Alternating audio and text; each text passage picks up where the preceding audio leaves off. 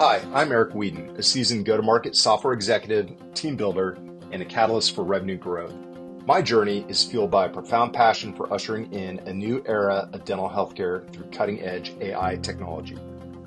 Hi, I'm Liz Strikwerda. Since 2008, I've been immersed in the world of dental marketing and business technology. At TrueLark, I focus on explaining how generative AI can help multi-practice dental organizations scale while redefining the patient experience. Together, we welcome you to Navigating DSO Innovation, where we have unfiltered conversations with dental leaders and discuss how they are using tech to win in this booming market.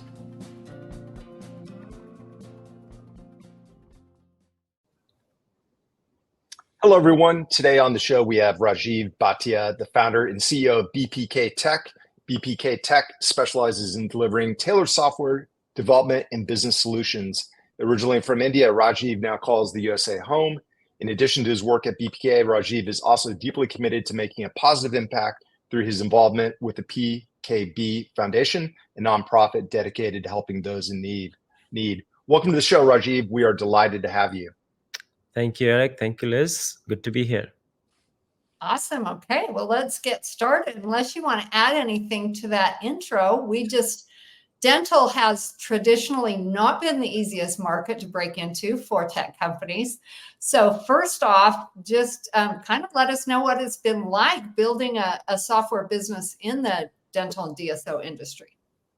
Yeah, tell me about it. I live with one. My wife is a dentist, and like husband and wife, there are challenging times. But having a wife who actually is a dentist, challenges are quadrupled. And she hired me as a free resource to help her with her IT. And then after I couldn't give her enough time, she fired me. And I'm like, how can you fire me? I'm actually free. So that's how it goes, right? So this is my fourth startup, and before this, I had another startup in dental, which I exited. And it's interesting how the dentistry has come a long way from where it was when my wife started her business.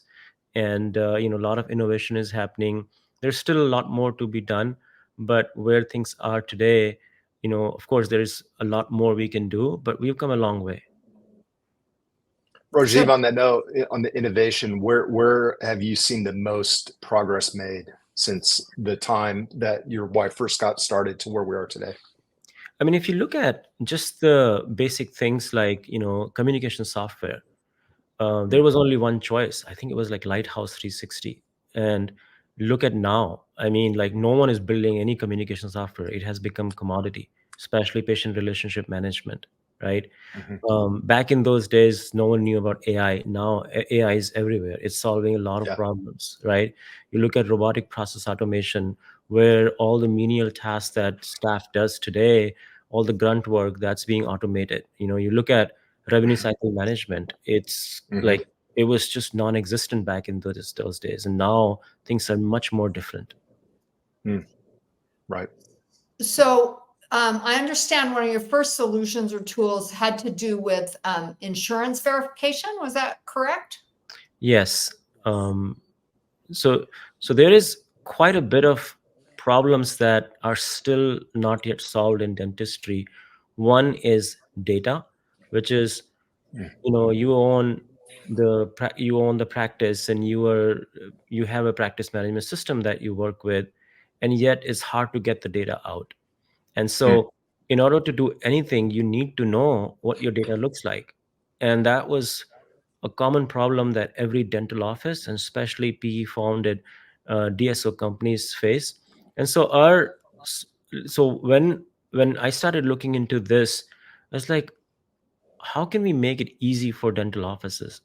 And so the first product that we launched was to actually get access to data, to really understand what that data looks like.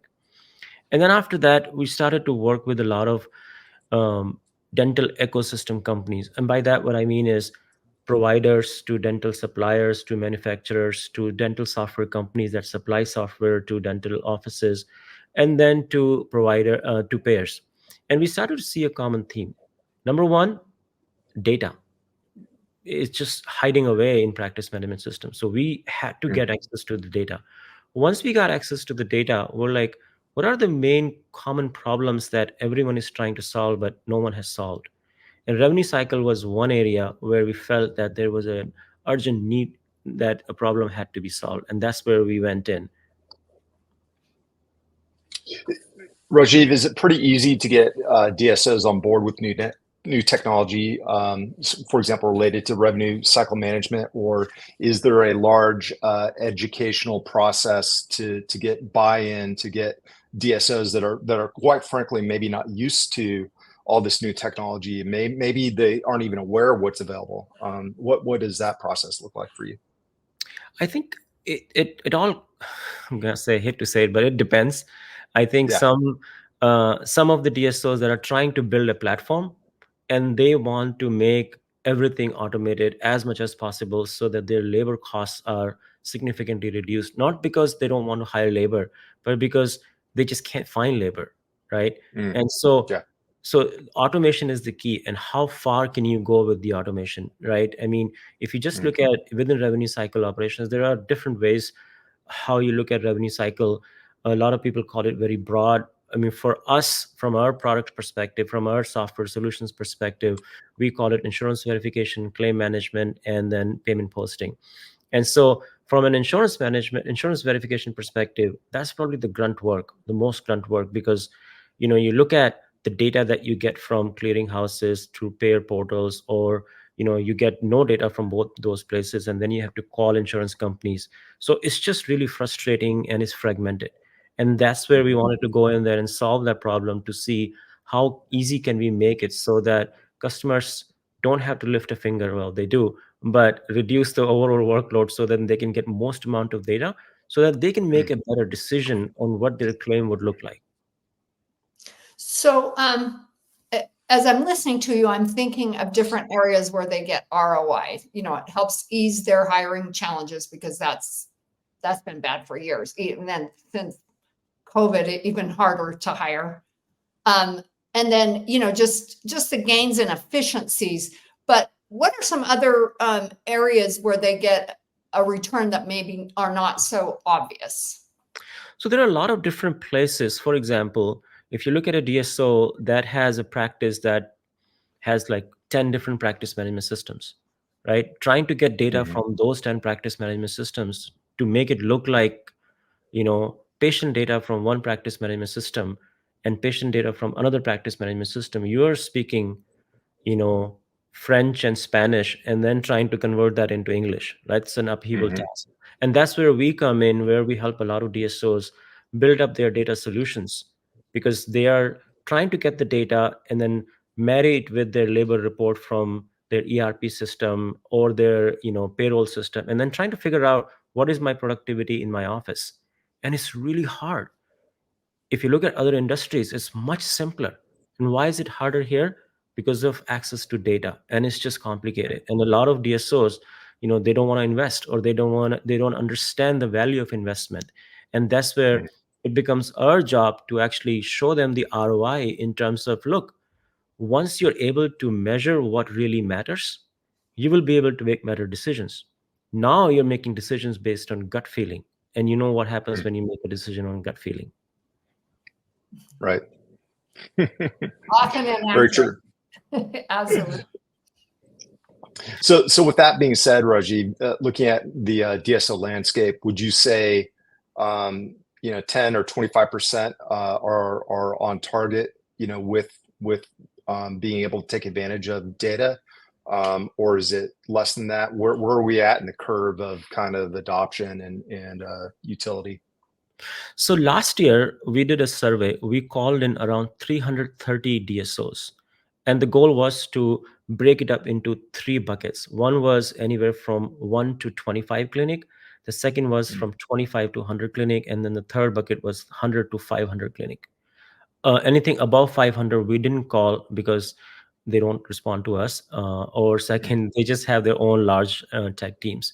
And these are the guys and gals that are trying to understand what they have. And we identified that over 30% of them, they really understand the value of data, and they're doing something about it. We were surprised that 70% of those DSOs they didn't understand that there were solutions out there, or there were providers like us who can come in and solve problems. And for Mm. them, we felt that this would be a good challenge for us to go and train them, teach them, educate them, to say, look, there are options available. Either you can buy a software, or you can hire companies like us to actually build a software.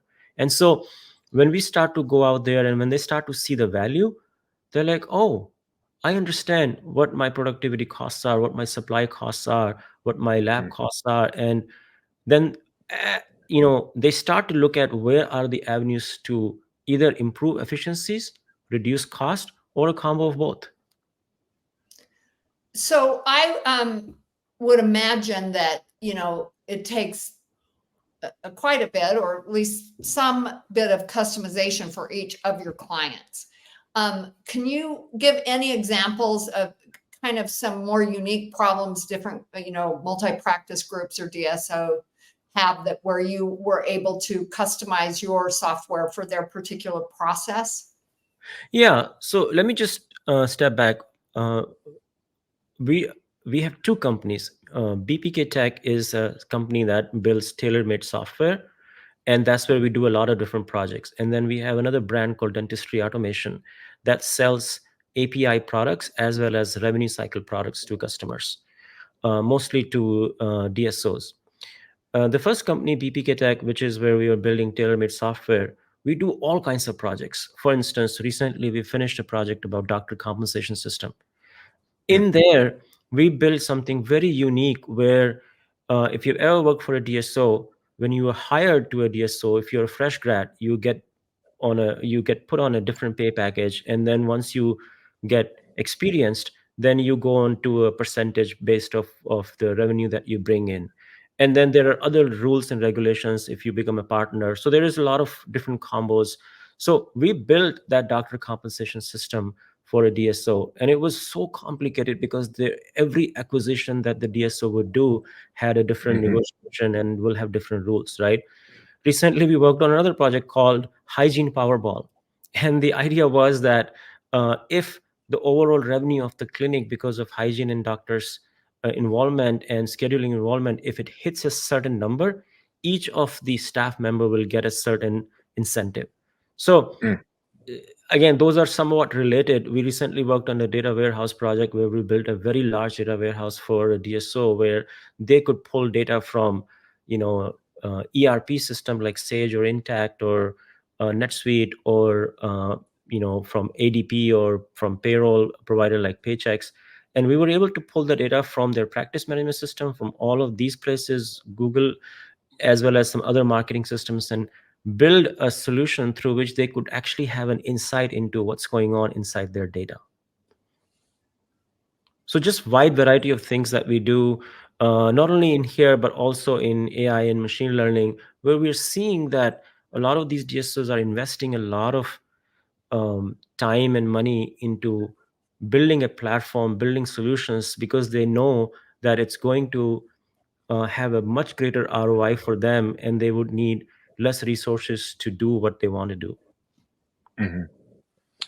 Rajeev, do you see DSOs largely understanding what they want to build and coming to you for that expertise to execute, or are they really relying on you to provide that industry insight to understand what the opportunities are, where they might have a general concept of like, hey, we need more, access to and better intelligence around our data, but maybe we need a little bit more direction in terms of the possibilities and imagination of what can be done.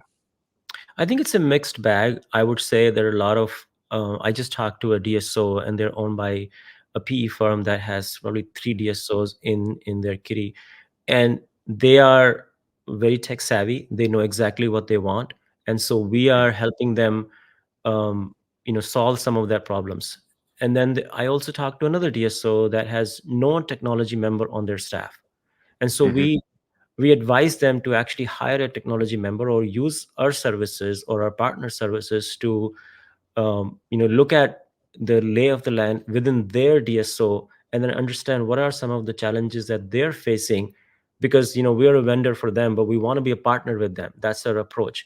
So we Mm-hmm. lend a free hand to say, look, we have analyzed. So for example, if we were to start on engaging with the DSO, we would probably generally do a discovery, and the discovery is probably 2 to 4 weeks, depending upon the DSO owners or the investors. They will tell us about what are some of the challenges that they are trying to solve. It's almost like we build a laundry list of wish list items that they want to get done, and then we will go back to the drawing board and say, you told us these 50 things. Out of those 50 things, we feel that these 10 are going to give you the biggest ROI, and out of those 10, because you have whatever budget, you should focus on these 3. And that approach has helped significantly. So they have a roadmap. So then we create a roadmap and a strategy for them for the next 3 years.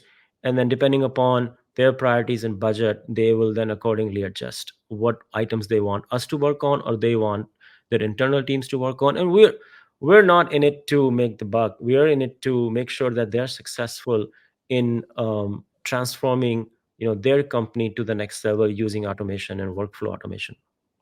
So tell me about specific emerging technologies that you're excited about, say, for the next 5 years or so, to incorporate into your solutions. I think, as I'm sure everyone knows, generative AI and large language models, they are the next big things. Dental is starting to catch up. You have, like, have access to a lot of data, de-identified patient data, and we're looking at, can we have AI start to understand the patterns and then create some sort of projections for the dental offices to say, oh, by the way, I analyze all this data, and we feel that because we have analyzed this data, there are certain things that you should do that you may not know about it because you're not looking at the whole picture. So it's just like how generative AI works today. You're feeding a large amount of data into it, and it's coming up with, almost like an answer bank. And you ask the right question, and it'll get the right answer without doing a lot of investment. So we feel that with the data, the dental data, as well as the data for insurance verification, claims, and for payments, there is a lot more things that AI will be able to do to solve a lot of problems. And so I feel that that's going to become the foundation of the future of dentistry. Definitely good news. Yeah, so certainly on board with that. Rajeev, setting AI for clinical applications aside for a minute, and just kind of getting back to what you're talking about in regards to generative AI related to revenue cycle management, patient engagement, patient communication. Of the DSOs that you've either come across or collected kind of industry insights from, how many would you say have AI as a business initiative on their on their priority list for the upcoming 12 months? Like you said, if you put aside the imaging AI, most of the DSOs don't even know what the use cases are, because they're still trying to solve basic problems of automating insurance verification, or simplifying posting payments, or simplifying claim management. So there is a lot of that's still not properly served. I mean, like I said, last year when we did this survey, we found that out of those 330 or so DSOs that we surveyed, only 10% were using any third-party software for insurance verification. The rest of them were using humans to do insurance verification, which, I mean, if you just look at it from a cost perspective, it doesn't matter if it's here or in other countries or outsourced. That's huge. Right. So you've worked in other sectors in addition to healthcare. Can you think of some things that maybe the dental industry could learn from other industries in, terms of, say, tech adoption or, things of that nature? Yeah, I mean, if you look at just medical, I mean, there is so much innovation happening over there. And I feel that, all of that innovation is starting to take place here now. I mean, started with imaging. Now we are dealing with a lot of data that wasn't the case before. If you look at just, patient communication, just a lot of AI is happening in that space. And it's not just AI. I mean, you look at robotic process automation that's automating a lot of manual tasks. And we feel that, I think, in the next 3 years, as we're projecting that around 45% of the DSOs will move from on-prem PMS systems to cloud, and all these cloud will be expected to have APIs available. And so that means they will give greater access to their data. We feel that that's where the future is going to be. So thank you for joining us, Rajeev. We appreciate it. We hope we can stay connected, maybe talk, have you back in a few months. Let us know how things are going. Thank you. Awesome. Thank you. Thanks for having me. Appreciate the time. Okay. Thank you, Rajeev.